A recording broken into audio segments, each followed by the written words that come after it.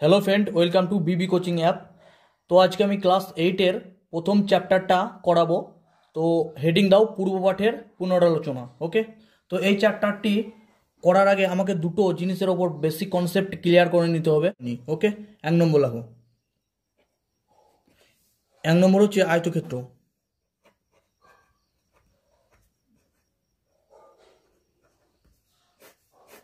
तो आयतक्षेत्रटा की जिनिस एवं एर कयेकटी सूत्र आछे सेई कन्सेप्टटा एकटु क्लियर करे निई, अंक करते करते काजे लागबे। ओके,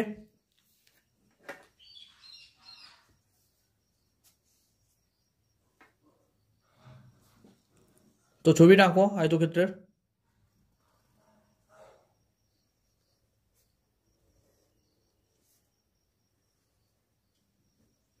बेश एटा होच्छे एकटा आयतक्षेत्र, नाम दिलाम A B C D. Okay, तो देखो आयतक्षेत्रेर এই দুটো বাহুকে বলা হয় দৈর্ঘ্য এবং এই দুটো বিপরীত বাহুকে বলা হয় কি প্রস্থ। ওকে, তো এই দুটো বাহুকে কি বলা হয় দৈর্ঘ্য, অর্থাৎ এ বি সমান সি ডি সমান কি দৈর্ঘ্য, আর এ ডি সমান বিসি বা সিবি সমান কি প্রস্থ। ওকে, তাহলে এই বাহুটা এবং এই বাহুটা আয়তক্ষেত্রের দৈর্ঘ্য, এই বাহুটা এবং এই বাহুটা কি আয়তক্ষেত্রের প্রস্থ। ওকে, তো আয়তক্ষেত্রের সংজ্ঞাটা একটু কি হবে, যে চতুর্ভুজের বিপরীত বাহুদ্বয় কি পরস্পর সমান। ওকে, মানে এই দৈর্ঘ্যটা কি সমান, এই দৈর্ঘ্যটা সমান, তাকে বলা হয় আয়তক্ষেত্র। ওকে, ইজ ইট ক্লিয়ার? ক্লিয়ার হয়ে যাবে দেখো। ওকে, এবার আয়তক্ষেত্রে যে সূত্রগুলি আছে ওগুলো লিখে নিই। ওকে, নাম্বার 1,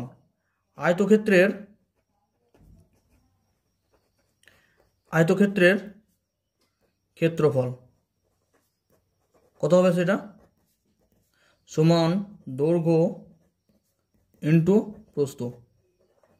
ওকে, 2 নম্বর সূত্র কি হবে, আয়তক্ষেত্রের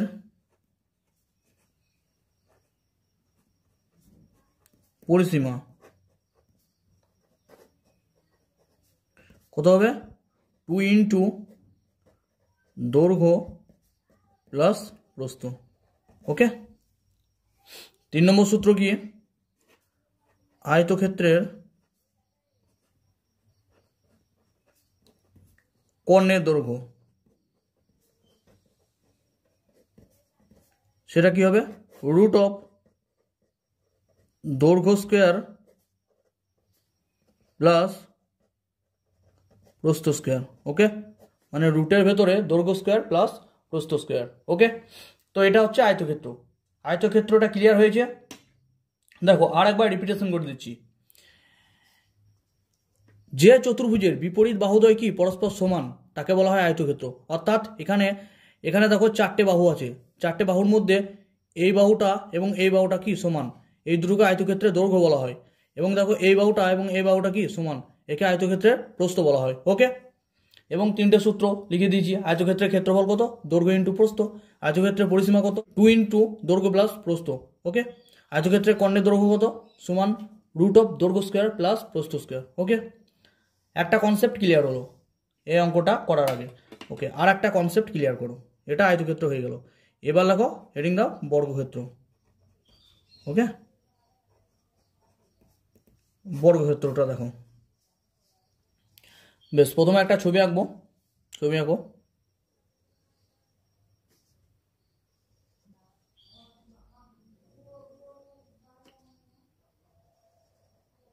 নাম দাও এ বি সি ডি।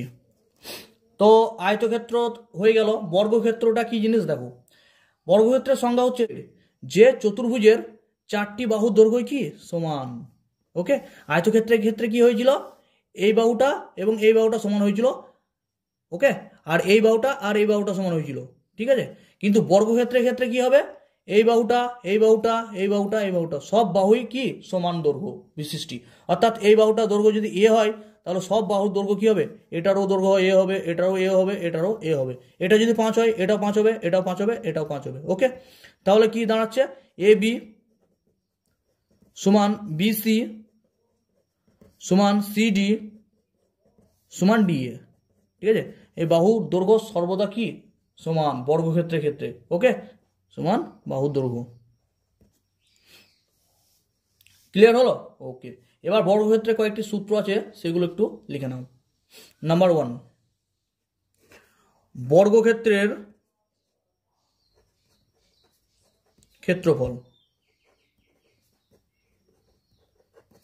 সেটা হচ্ছে যে কোনো একটি বাহুর দৈর্ঘ্য স্কোয়ার, বাহু তার স্কোয়ার। ওকে, যে কোনো একটি বাহুর দৈর্ঘ্য। 2 নম্বর, বর্গক্ষেত্রের পরিসীমা, পরিসীমা এটা কত হবে? 4 ইন্টু একটি বাহুর দৈর্ঘ্য।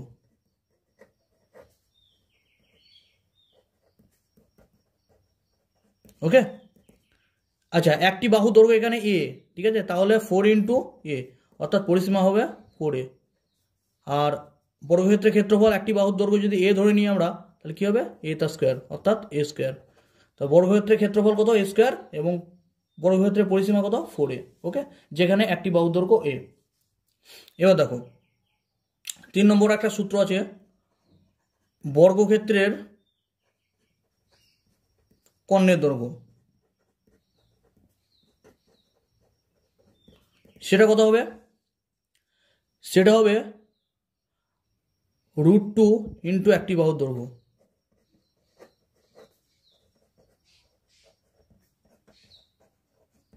তাহলে কি হলো? √2 ইন্টু একটি বাহুর দৈর্ঘ্য তো এ, অর্থাৎ √2a। ওকে, ক্লিয়ার হলো? তাহলে এখানে বর্গক্ষেত্রের ক্ষেত্রে আরেকবার বলে দিচ্ছি। দেখো এখানে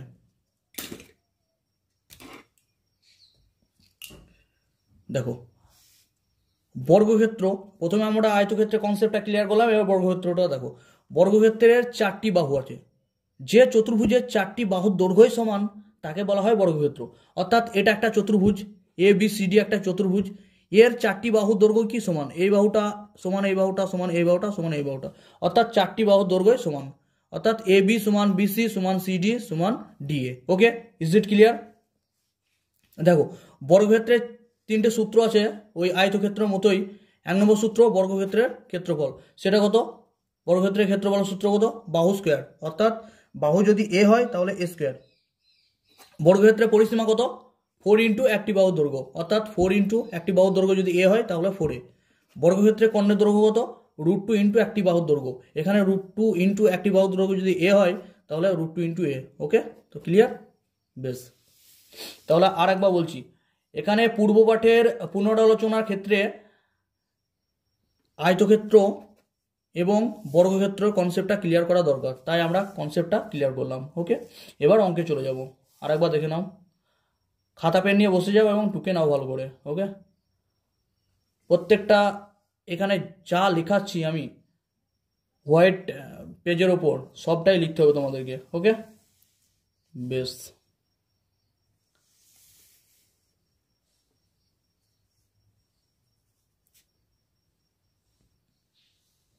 আচ্ছা, এখানে তোমরা কোষে দেখি 1.1-এ চলে এসো। কোষে দেখি 1.1, এরকম দেখো, কোষে দেখি 1.1।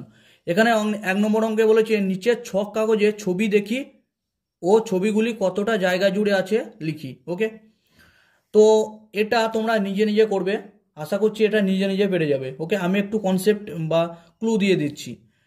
এখানে দেখো, প্রথম ছবিটা দেখো, 1 নম্বর ছবিটা দেখো, এখানে এ বি সি ডি যেটা কি বলেছে দেখো। এবার কোশ্চিনে দেখো, এখানে 1 নম্বর কোশ্চিনে দেখো বলেছে আকার। 1 নম্বর আকারটা বলেছে, এটা বলেছে অধিকৃত সম্পূর্ণ ক্ষুদ্রতম বর্গক্ষেত্রকার ঘরের সংখ্যা কয়টি? তোমাকে অধিকৃত সম্পূর্ণ ক্ষুদ্রতম বর্গক্ষেত্রকার ঘরের সংখ্যা এখানে লিখতে হবে এই ফাঁকের মধ্যে। তো দেখো, 1 নম্বর ছবিতে কতগুলি ছোট ছোট বর্গক্ষেত্র আছে সেটা তোমাকে দেখতে হবে, দিয়ে এই গ্যাপে লিখতে হবে। দেখো, এটা একটি বর্গক্ষেত্র, এটা একটি কি, এটা একটা বর্গক্ষেত্র, সেইভাবে এটা একটি বর্গক্ষেত্র, সেইভাবে এটা একটা বর্গক্ষেত্র।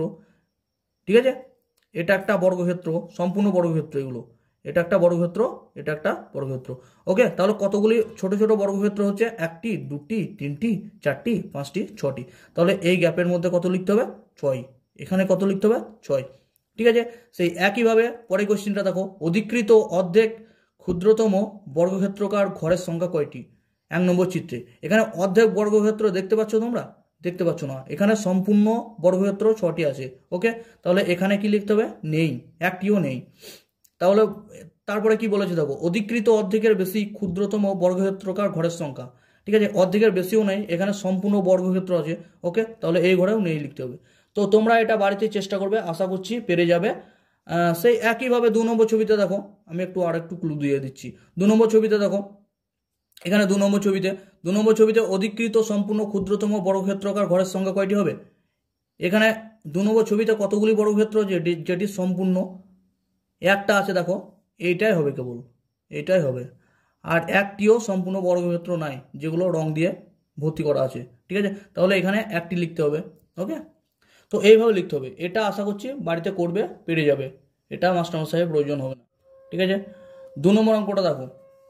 দেখো এখানে বলেছে আমিনাদের বাড়ির ক্ষেত্রকার উঠোনের দৈর্ঘ্য হচ্ছে 6 মিটার এবং প্রস্থ হচ্ছে 4.2 মিটার। ওই উঠোনের মাঝখানে 3.5 মিটার ইন্টু 2.5 মিটার মাপের একটি আয়তক্ষেত্রকার শতরঞ্জি পাতলাম। শতরঞ্জি বাদে বাকি উঠোনের ক্ষেত্রফল হিসাব করে লিখি। ওকে, তাহলে কি বলেছে? আমিনাদের বাড়ির আয়তক্ষেত্রকার উঠোনের দৈর্ঘ্য। ওকে, উঠোনের দৈর্ঘ্য কত? 6 মিটার এবং প্রস্থ হচ্ছে 4.2 মিটার। একটা উঠোনের ছবি আঁকি প্রথমে। উঠোনটা কি রকম আকৃতির? আয়তক্ষেত্রকার। ওকে, তো এটা ক নম্বর অঙ্ক? এটা 2 নম্বর অঙ্ক। ওকে, 1 নম্বরটা তোমরা নিজে নিজে করবে, এটা 2 নম্বর অঙ্ক। তো আয়তকার উঠোনটা আঁকছি।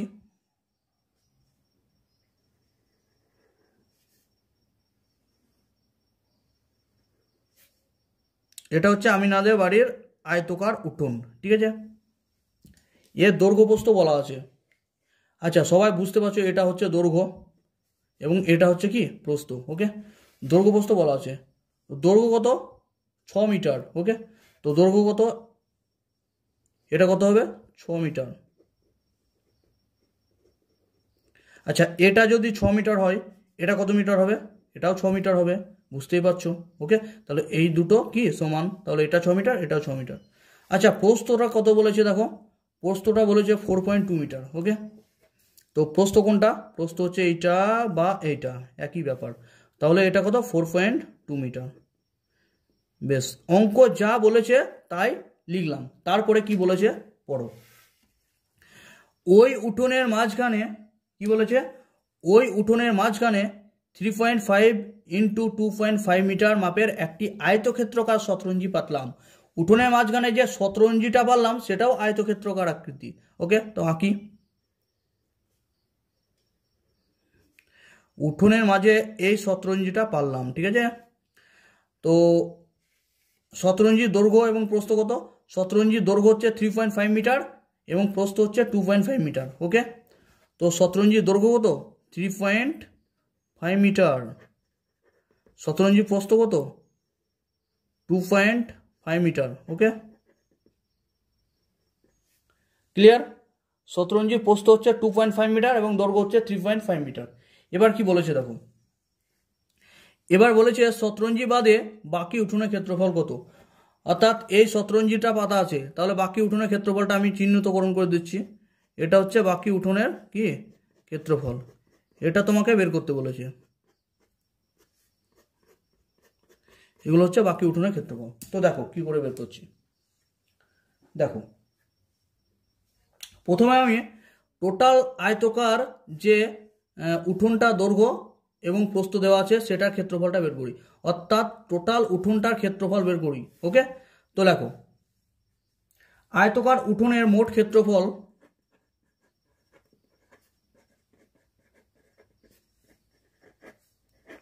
উঠানের মোট ক্ষেত্রফল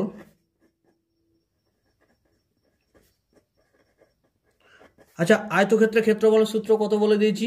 দৈর্ঘ্য ইন্টু প্রস্থ। ওকে, তো এখানে একই সূত্র প্রযোজ্য হবে। এখানে দৈর্ঘ্য কত ডাইরেক্ট লিখছি, আর সূত্রটা লিখছি না। এখানে দৈর্ঘ্য কত? 6 মিটার ইন্টু প্রস্থ কত? 4.2 মিটার। ওকে, আচ্ছা একক হবে এদের বর্গমিটার। ওকে, তো দেখো এটা গুণ করলে হবে 25.2 বর্গমিটার। তোমরা গুণ করে দেখতে পারো, পাশে রাপে গুণ করবে। ওকে, 25.2 বর্গমিটার, অর্থাৎ এখানে আয়তকার উঠোনের মোট ক্ষেত্রফল হচ্ছে 25.2 বর্গমিটার। মানে এটা গোটাটা ইনক্লুড আছে, শতরঞ্জিও ইনক্লুড আছে। টোটাল উঠোনের ক্ষেত্রফল হচ্ছে 25.2 বর্গমিটার। ওকে, এবার আমাদের নেক্সট কাজ হবে শতরঞ্জির ক্ষেত্রফল। ওকে, তো নেক্সট কাজ কি, শতরঞ্জির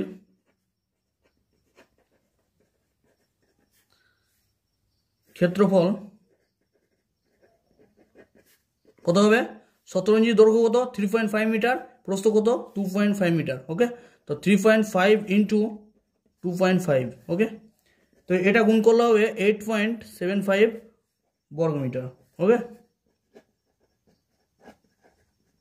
তো দেখো আমরা আমিনাদের আয়তকার উঠোনের মোট ক্ষেত্রফল পেলাম কত? 25.2 বর্গমিটার, এবং শতরঞ্জি আমিনা যে শতরঞ্জিটা পেতেছিল উঠোনের উপর, সেটা ক্ষেত্র হচ্ছে ফল হচ্ছে 8.75 বর্গমিটার। ওকে, এবার গল্পটা কি হচ্ছে, তো আমি শতরঞ্জির ক্ষেত্রফল পেয়ে গেলাম, গোটা উঠোনের ক্ষেত্রফল পেয়ে গেলাম। এবার যে বাকি অংশটুকু, অর্থাৎ যতটুকু বাকি আছে যেখানে শতরঞ্জি পাতা নেই, সেটা ক্ষেত্রফল কত হবে? উঠোনের মোট ক্ষেত্রফল থেকে শতরঞ্জি পাতা আছে ওইটুকুর ক্ষেত্রফল বাদ দিয়ে দিলে ওই ক্ষেত্রফল বেরিয়ে চলে আসবে, যেটার উপর শতরঞ্জি পাতা নেই। ওকে, অর্থাৎ বাকি অংশ। তাহলে কি লাগবে এবার? শতরঞ্জি বাদে, অতএব দেখতে পাচ্ছ, হ্যাঁ, অতএব শতরঞ্জি বাদে বাকি উঠোনের ক্ষেত্রফল, বাকি উঠোনের ক্ষেত্রফল কত হবে? 25.2 মাইনাস 8.75, এটা কত হবে? 16.45 বর্গমিটার। ওকে, ক্লিয়ার? আশা করছি ক্লিয়ার হয়েছে। এবার 2 নম্বর অঙ্কে চলো, এটা টুকে নাও ভালো করে।